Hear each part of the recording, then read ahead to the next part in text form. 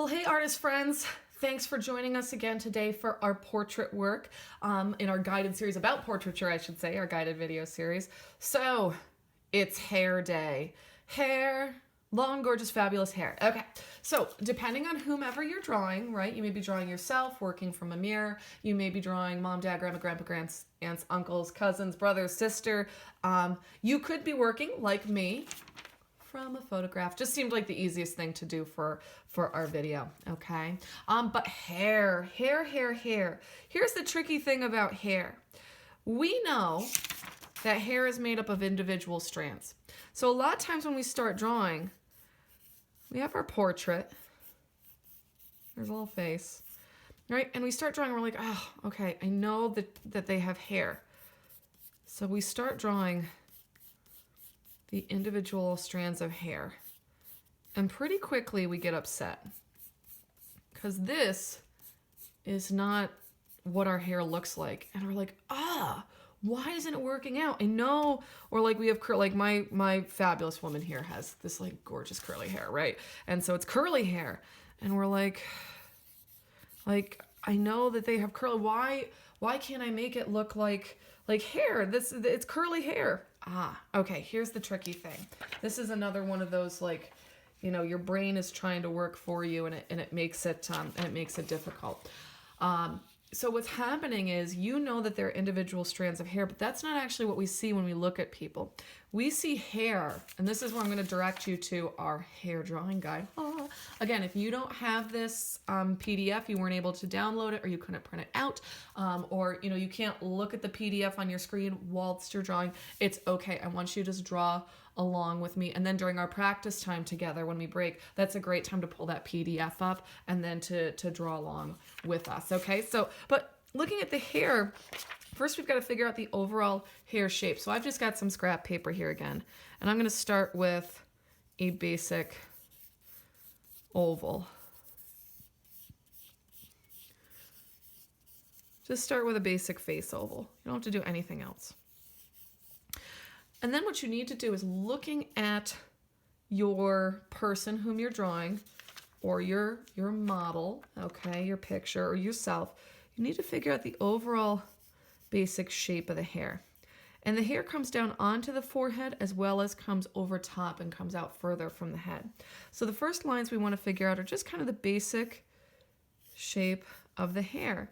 And in my model's case, kind of comes down over the front and then away from the face, and then kind of comes over and away from the face here, and she's got this part. And I'm not worried about the curls yet. I'm just kind of figuring out the basics. Okay, and then she's got a lot of volume to it. It's great. And kind of comes away from her face, over this way and down her shoulder. Okay, and over here, it comes way up in shape, and then comes down, and then kind of like comes in front of her shoulder, like here. Right, so I'm just going to draw in first the basic shape of the hair. Then I'm going to look at the hair and I'm going to break it into sections or pieces. So let me grab my big eraser and clean up some of my noodle doodle stuff here. Oops. And remember, whatever paper you have to work on, folks, is good paper to work on. Okay, and I'm going to erase now where, you know, I might still see top of the skull or something like that, where I overlapped it onto the hair. Here's her neckline. Okay, hair comes down over her shoulder onto that. And now what I'm going to do is I'm actually going to start to create the shape or pieces of that hair. And this is where that curling is going to come in. So now I'm going to create the shape and waves of these curls in pieces within the shape of the hair. And this is where I can use my artistic license a bit. Doesn't have to be exactly what I see. But now I'm going to create the shapes and pieces of those curls interlocking together. You know, maybe I have, you know, some really curly flyaway pieces like this. You know, you may have, now if you've got straight hair, you can see how our artist guide sheet shows that you can break it up into sections, right? If you have short hair, it's the same thing. Create a basic shape and then break it into sections. But you don't see hair as individual spaghetti strands. I call it the spaghetti hair curse.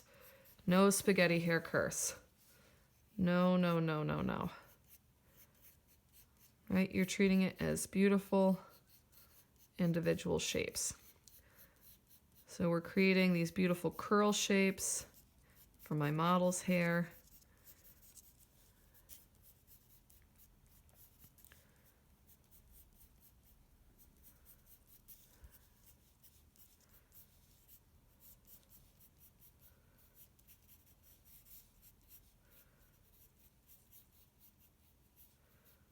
Right, and curls are kind of like, almost like interlocking S pieces, you know, that come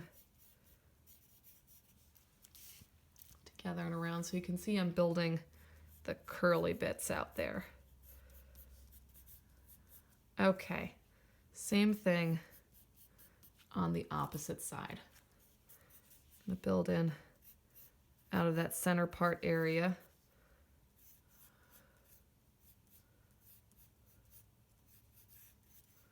And already, boy, that looks like more natural curly hair than if I had done spaghetti strands. Do you see the difference? I'm treating the hair as a shape. I'm not focused on individual strands of hair, but that volume of hair I see as a group. Now, some people like to kind of start with like a wave line and then make it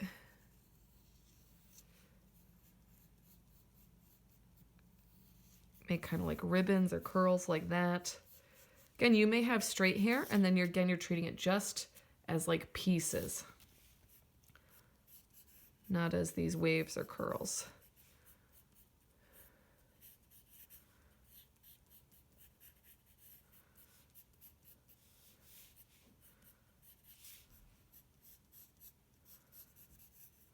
Okay, so now that I should get a couple more in here. And then her hair kind of gets darker and we lose some of the detail as it goes behind her shoulder. Also, I have like all this text stuff over it, so it gets a little bit trickier to see. So we'll maybe let that hair kind of fade behind her shoulder. She's got a couple pieces that kind of curl over the front of it, but we'll let some of that texture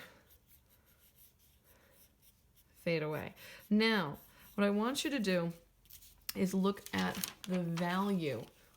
And value, I mean, right, the dark and light of where you see shadows happening on the hair. So, for example, if I squint my eyes at my picture, I can see we've got darker areas here, and kind of as it comes towards the middle of the curl, it gets lighter. So here, let me show you what I mean by that in shading. So what I mean by that is as the curl kind of bumps up and comes towards the viewer, it gets lighter. As the curl moves away from the viewer, it gets darker. Okay, so what we're gonna do is we're now gonna go through the sections of this hair. And we're gonna do that dark to light shade to help make the hair have some volume. Give it that 3-dimensional form to it. Again, if you're working from, you know, your own portrait of yourself and not, or, you know, like a mirror, or again, grandma, grandpa, you know, brothers, sisters, aunts, whomever you're drawing from, okay, they may have a different hair texture, and that's all right, right? All hair textures are gorgeous hair textures to draw. So you draw and observe what you see. Just remember that you're not treating it as individual strands. Okay, we're treating it as these different value shapes. All right, so I'm gonna do this. I'm gonna apply the value to it, and then on individual sections, we'll go back and apply this line detail. So I'm gonna pause here, do a bit more shading. We'll come back for the line detail, and then wrap up this hair. Okay, and we're back. So what I've done is I've added shading to each of these curls. I've done that dark to light, okay, just like is shown in your worksheet guide here, to give these pieces of hair some volume. And I've used a curve shading stroke to kind of follow the shape of the curve of the curl, which has a curve. And I've also done some blending with my Q-tip to achieve that texture. Curly hair. Okay, now the last bit is to actually show a little bit of that strand detail. Not everywhere, not in absolutely everything, but you do want to have a little bit of that just so it doesn't look like ribbons or something, that it is actually hair. So what we're going to go back in and do is just on some parts of the hair to each piece, we're going to go back in and add now kind of almost like a hatch line. And it should, again, because this is curly hair, it's going to follow the curl and shape of the curve and shape of the curl, I should say. So that we still get the effect that there are multiple strands of hair there, but that we're just seeing them as a mass group. Okay, so let's go through our hair. Let's add some of that strand element to it, that strand texture, and then we'll come back together to look at our completed hair that we've practiced. Again, we want to spend a good, 20 to 30 minutes working on this. All right, so be back in a few.